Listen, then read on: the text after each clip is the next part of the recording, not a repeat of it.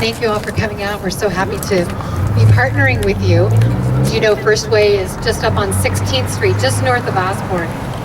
And all of our services are free to our clients. So anyone who needs pregnancy assistance, we are here to help them. And so we encourage that. And if you need more information, I encourage you to visit our center at 3501 North 16th Street. When I first read Abby's book, Unplanned, I thought my eyes were open, and then they were more open, became more open to love and not just truth. And so we're really honored, First Way Pregnancy Center is very honored to be able to partner with 40 Days for Life so that Abby can spend this time and being a great steward of these few minutes and encourage us. So here's Abby Johnson. Thanks. Well, I don't have a lot to say. There's not much to say. You guys are out here doing the work, and you are making a difference. You being here is saving lives. And I said this at the First Way banquet, but I want to make sure that all of you know this, and that you understand how fruitful your work is, even if you don't see the fruits of that labor. So the last Planned Parenthood conference that I went to was in 2009 before I left, and we went into this breakout session, and the breakout session that I chose was called Anti-Choice Harassment. That's you guys. And so, because we had a lot of people that were outside of our facility, and so one of the things the main thing I took away from the conference that year was this. They said Planned Parenthood had looked at their abortion numbers, and they looked at the numbers when people were at the facilities praying and when they were not at the facilities praying. And what they found was that the no-show rate for abortion appointments, when there were not people outside, was generally about 20%. So women that had an appointment for an abortion, but then for whatever reason chose not to go, or maybe they went somewhere else, or whatever it was about 20%. But what they found was that when there were people outside praying, not even sidewalk counseling, just being out there, being a presence and praying, they found that the no-show rate for the abortion appointments went up to 75%. And so there's many times where you may stand out here and you're in a building where you don't know if women are going in to have an abortion, or maybe they're going in to, get their toenail removed or something, but you don't know what they're going in there for. But just your presence out here, just your faithfulness is saving lives that you'll never know, that you'll never hear about. And so, I just want to encourage you to continue to do that. And also, by being out here, you are showing the people who work in this facility that what they're doing is morally objectionable. And, we're not out here to shame them. We're not out here to condemn them. We're out here to say that we care about you, that we love you, that we want to help you.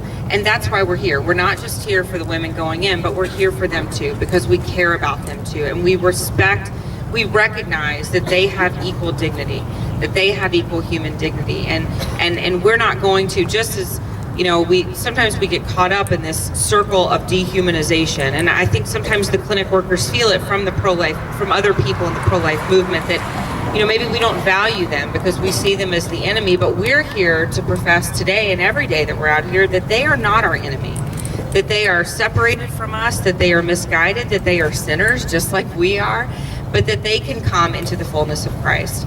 And that's what we desire for them, and that's certainly what God desires for them. And so, I'm here just to encourage you to continue to come out, to invite your friends to come out with you, to maybe breach that conversation with your friends that, maybe you've been nervous to talk about before, and really just to encourage people to come out here with you, to challenge your churches, your parishes that you go to, the community groups that you're in, the Bible study groups you're in, to really encourage to encourage those people to come out here with you, because it's making a difference. And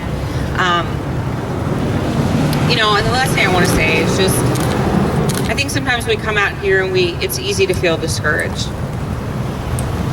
But that discouragement is not from Christ. Because we already know that we have the victory. We already know that we've won. But we continue to toil, we continue to labor in His name.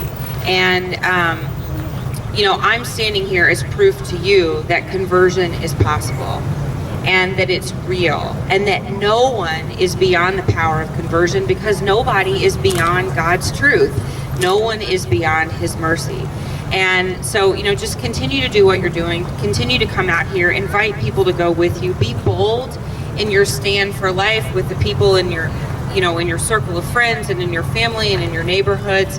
And, I believe that this is part of the pro-life puzzle that will end abortion. And so have faith in that and have confidence in that. And, we will be, our team, and then there were none, will be praying for all of you on the sidewalks. And please continue to pray for us and the 142 clinic workers, including 5 abortionists who have left the industry and are now working to preserve life. And we'll pray for you, pray for us, and certainly just